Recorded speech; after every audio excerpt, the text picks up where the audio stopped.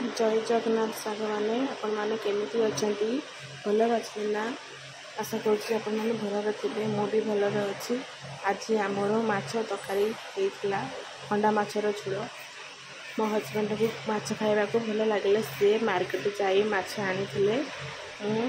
तरकारी करी पड़ी आलू ओलकोबी टमाटो दे झोल करी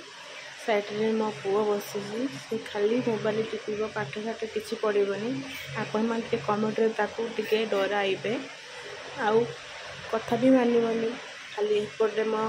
सासू बसुँच सी भी माछ को भल पाती आ मो भिडियोटी यदि आपन को भल लगी ताहले निश्चय सब्सक्राइब करेंगे और कमेंट भी करेंगे आ लाइक करेंगे शेयर करेंगे यदि मो चैनल आपन को भल लगुच भिडियोटी भल लगुच कमेंट में निहाती जनइबे सब्सक्राइब करेंगे जब भी भूलें आशा करुँच भल थे जय जगन्नाथ।